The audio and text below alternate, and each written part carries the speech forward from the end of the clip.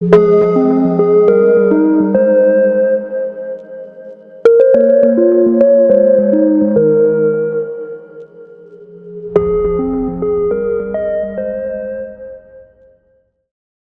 1. You will hear a woman phoning about an event at a botanic garden.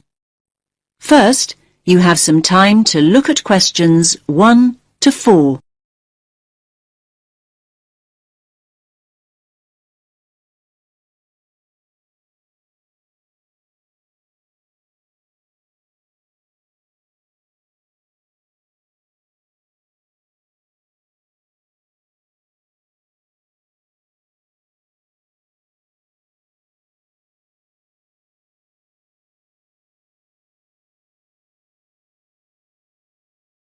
Listen carefully to the first part of the conversation and answer questions 1 to 4.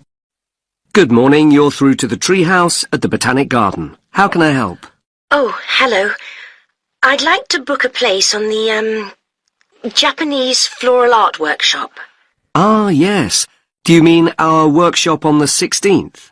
No, it's on the 6th. Saturday the 6th.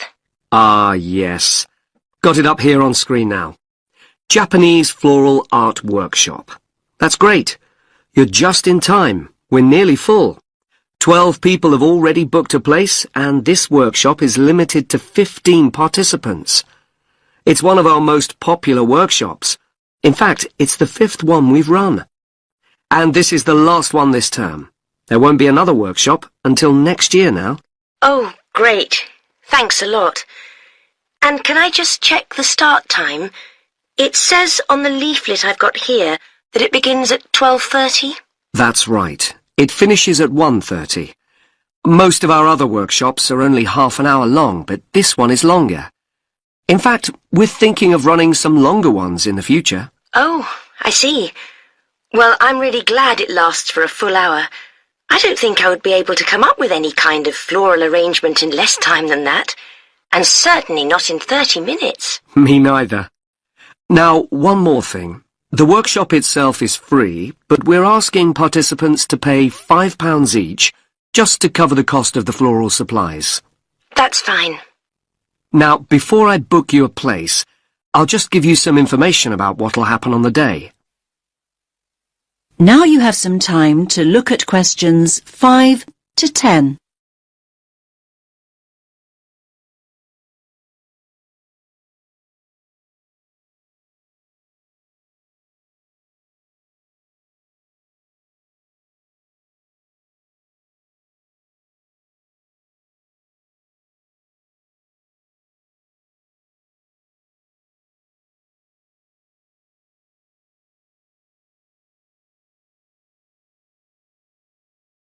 Now listen to the next part of the conversation and answer questions 5 to 10.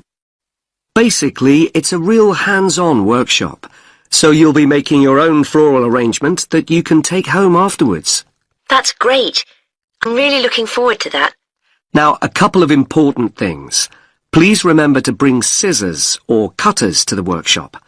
Unfortunately, we only have a limited number of pairs to lend people who forget them on the day. Last year, some participants ended up using penknives, which are not at all suitable for floral arranging. Right. I'll make a note of that.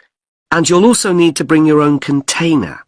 Do you mean a bag, that sort of thing? No, you need a shallow container. Basically, it has to be shallow with a wide base, so that you can use it to work on your arrangement. It can be pottery, wood, plastic, whatever you like. Oh, of course. I see. I'm sure I can find something suitable. And when you arrive for the workshop, ask for Elizabeth Macmillan. She's leading the event. She's a really experienced workshop leader. She's been running the event for us for many years, so you'll certainly be in good hands. That's good to know. Now, I'll just take your details for the booking form. Can I have your first name? Yes, it's Lubna. Lubna. Can you spell that for me? L-U-B-N-A. And your surname? Awan. Is that A-W-A-M? No, it's an N at the end. Thank you. And a contact number, just in case we need to get in touch with you before the workshop. Yes, it's 0759 830 5321. Thanks. That's all the information we need. So that's you booked in. Oh, actually, just one more thing. Would you like to be on our mailing list? This means that we can send you information about future events and workshops. All we need is your email address. Yes, that's great. My email address is lawan25@yahoo.com. Okay, I'll just read that back. LAWAN25@yahoo.com. Yes, that's correct. Okay, I'll pop all your details on the system and we'll see you at the workshop next weekend. Thanks a lot for your help. Bye. That is the end of part 1. You now have half a minute to check your answers.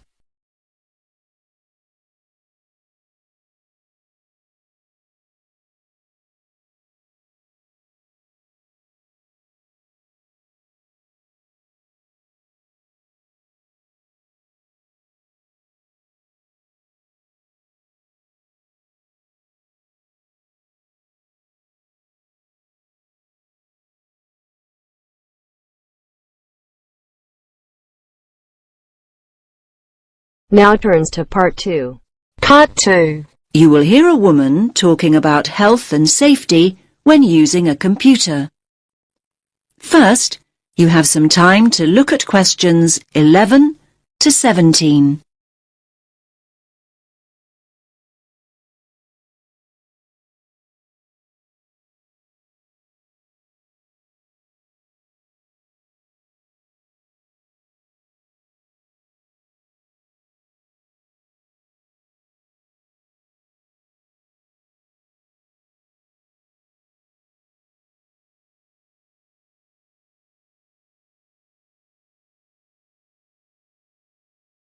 Listen carefully to the first part of the talk and answer questions 11 to 17.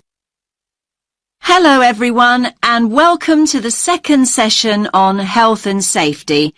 And today we're focusing on health and safety when using a computer. Now, can you all gather round this workstation here? That's great, thanks. Okay now. Let's look at some equipment that is specifically designed for safe computer use. Firstly, take a look at this item here. Yes, the sloped slab in front of the keyboard. Does anyone know what it is? That's right, it's a wrist rest. And it does a lot more than take up room on your desk, I can tell you. Well, what does it do exactly? In actual fact, it's specifically designed to support your wrist when you're typing or when you're using a computer mouse. Now, the one I'm holding in my hand is made of foam rubber. Come on now, have a feel. You know you want to. Now, it's very flexible, isn't it? The padding is firm, but it also gives way when you press it, just like this. Here's another type, by the way. This one is filled with gel. Now, like the foam rubber type, it's got a firm surface, but when you press it like this, it gives way with a little spring. However, not all wrist rests are flexible like that. Some are made from hard plastic. That doesn't sound like a comfortable support for your wrist, does it? So, not to be recommended. Okay, so we know what kind of material we're looking for in a wrist rest. But what else do we have to think about before we choose one? Now, look again at the foam rubber wrist rest here. You can see that the slope of the wrist rest and the height and the width too match the front edge of the keyboard here. And there are no sharp edges. Look, it's really nice and smooth. Now, we know it's a busy time for you all at the moment. You're busy with assignments in between the hours you're spending browsing the net and going on social networking sites. Well, just think about how hard your wrist has to work. So, using a wrist rest like this one can really help in a number of ways. First of all, it helps you keep your wrist straight when you're using your computer. I'm demonstrating this now. As you can see, my wrist is neutral and straight rather than bent up and down. See what I mean? Now, it can also provide padding for your hands. It works in much the same way as a cushion, so it makes your desk much more comfortable. Now, please note, I did say cushion rather than pillow. We don't want you students to be too comfortable. Another advantage of a wrist rest is that it stops your hands from dropping off the edge of the keyboard. A wrist rest can also relieve tension and soreness in your neck and shoulders. And how does it do that exactly? Well, it removes the weight of your arm from your shoulders and neck altogether. So there are a lot of benefits, aren't there? However, most people never learn how to use a wrist rest correctly. In fact, leaning your wrists on a wrist rest for long periods can put a lot of pressure on the undersides of your wrists, just here. Now you have some time to look at questions 18 to 20.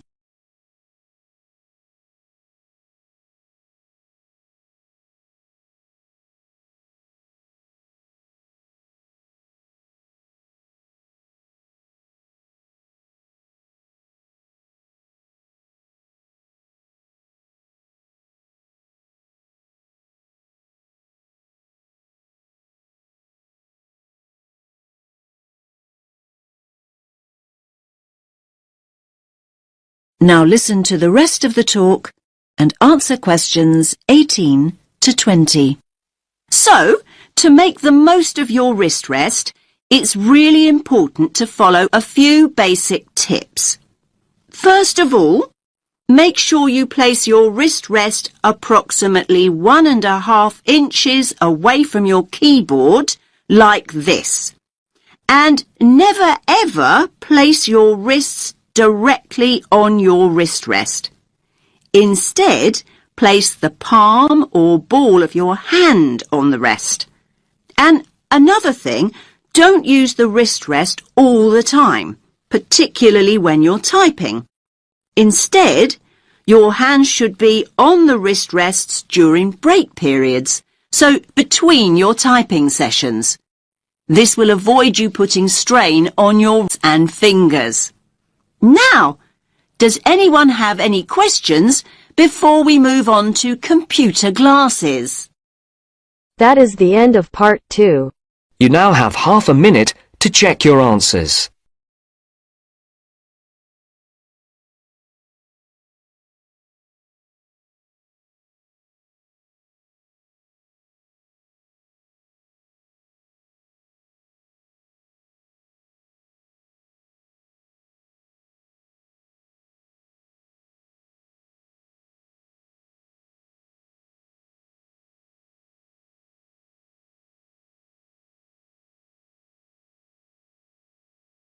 Now turns to part 3. Part 3. You will hear a conversation about waste between a tutor and a student. First, you have some time to look at questions 21 to 23.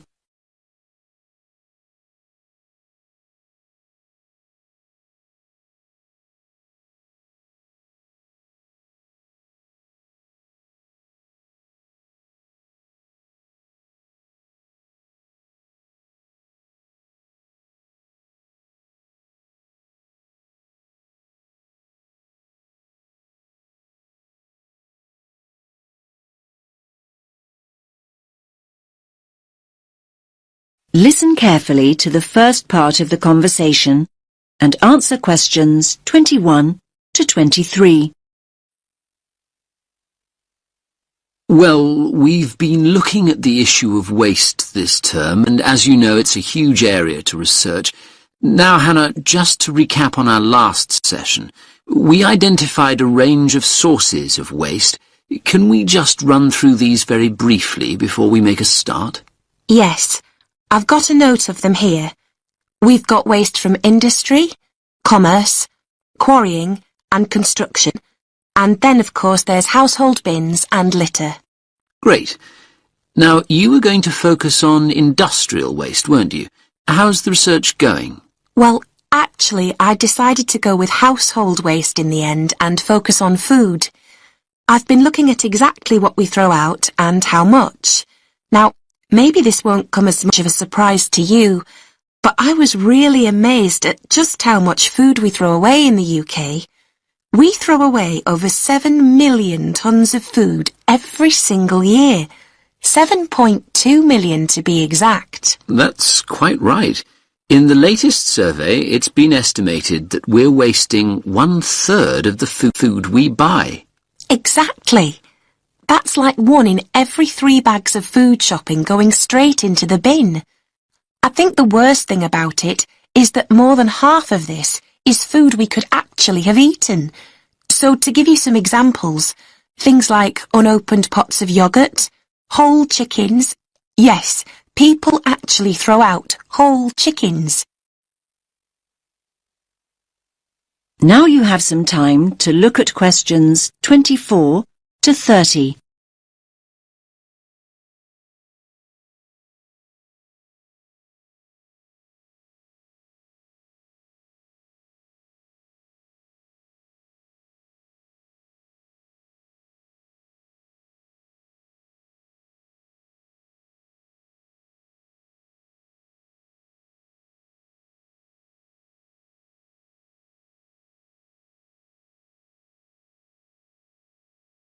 Now listen to the rest of the conversation and answer questions 24 to 30.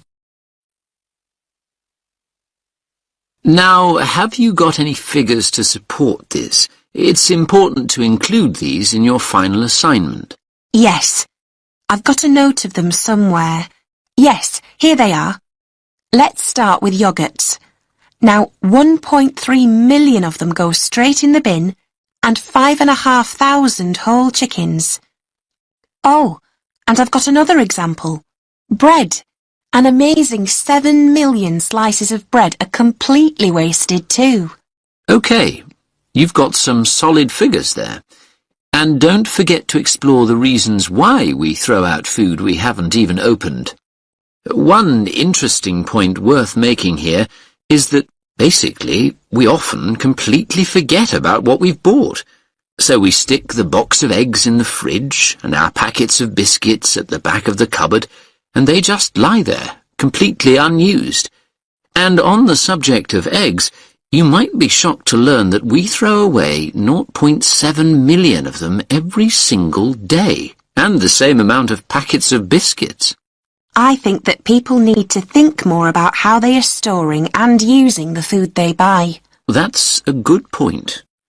What do you think is the problem there? Do we all need to change our attitude to food? Definitely.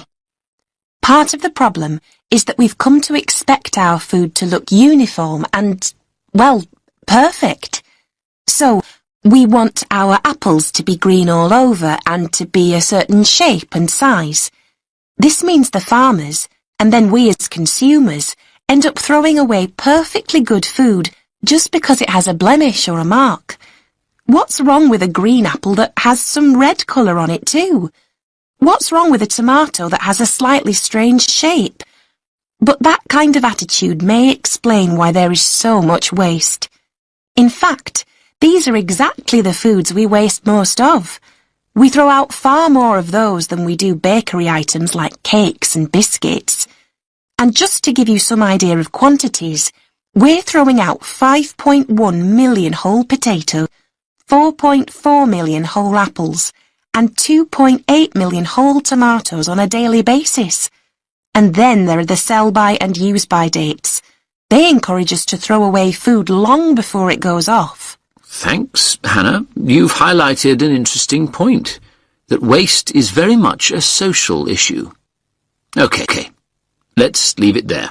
We can look at the issue of initiatives to reduce waste next. That is the end of part 3.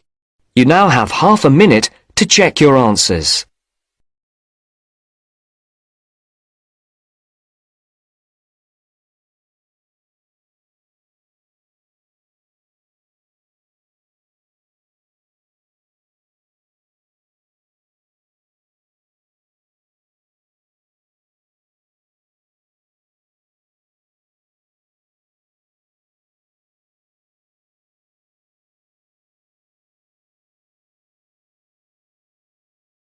Now turns to part 4. Part 4. You will hear part of a talk about motivation. First, you have some time to look at questions 31 to 40.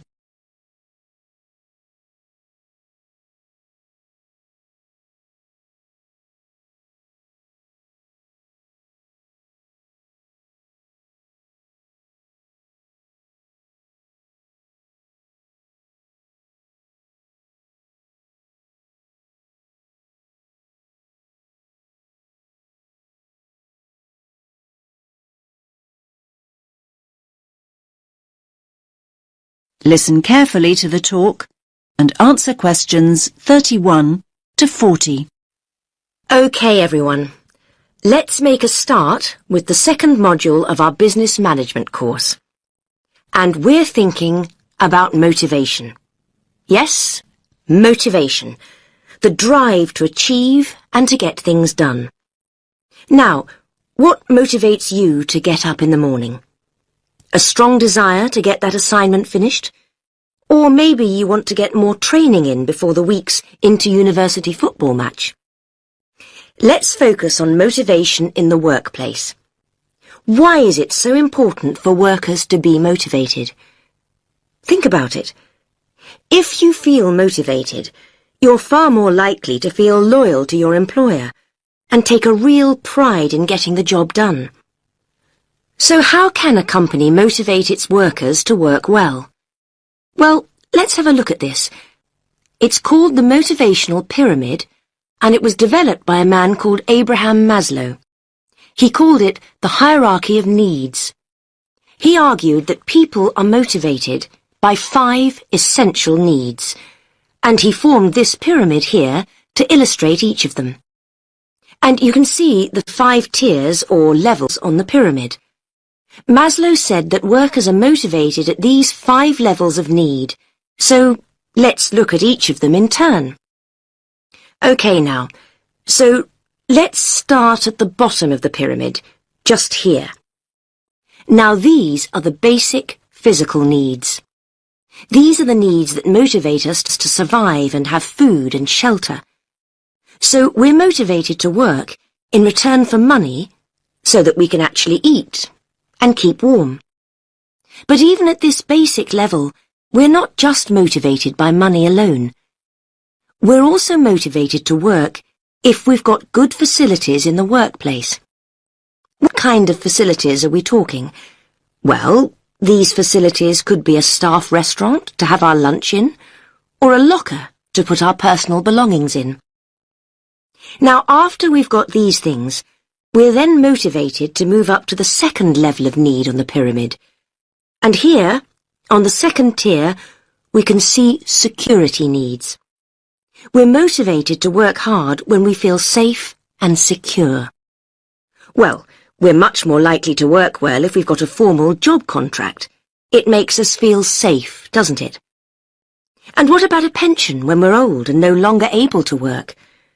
And we're also much more likely to feel safe and secure if we know there is a sick pay scheme we can fall back on if we're ill and have to take time away from work. Okay, so here we are at the third tier. Yes, just here. Social needs. Now, social needs refer to the need people have to belong or to be part of a group. Teamwork's a very important motivator. What does this mean in practice? Well, it might mean encouraging workers to get together to discuss various issues within the organisation. For example, pay increases. Now you have some time to look at questions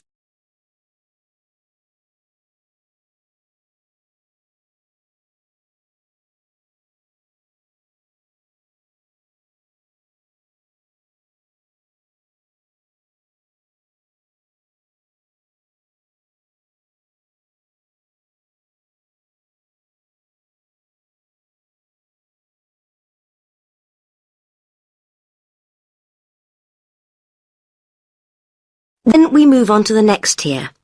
The fourth one here. Self-esteem.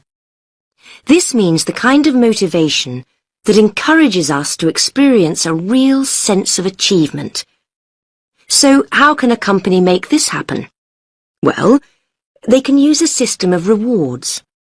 Giving rewards to individual workers as a way of saying thank you and celebrating their achievements. What kind of rewards are we talking about? Well, examples of these include free gym membership or gifts such as contract-free phones. This kind of recognition can make us feel valued, and as a result we feel more motivated to move up to the final level of the pyramid. On the final tier, we've got self-fulfillment. Now this is the motivation that inspires us to be creative and feel challenged in the workplace. So what does this mean in practice? Well, it means making sure that workers have the opportunity to do the training they need and at the same time provide them with a personal development plan to help them reach their true potential. Personal development plans can help workers make progress and achieve higher goals. So, there we have it. The hierarchy of needs. Achieving each of these tiers, one level at a time, and moving up the pyramid motivates us to achieve the next. Now, does anyone have any questions before we move on? That is the end of part 4. You now have half a minute to check your answers.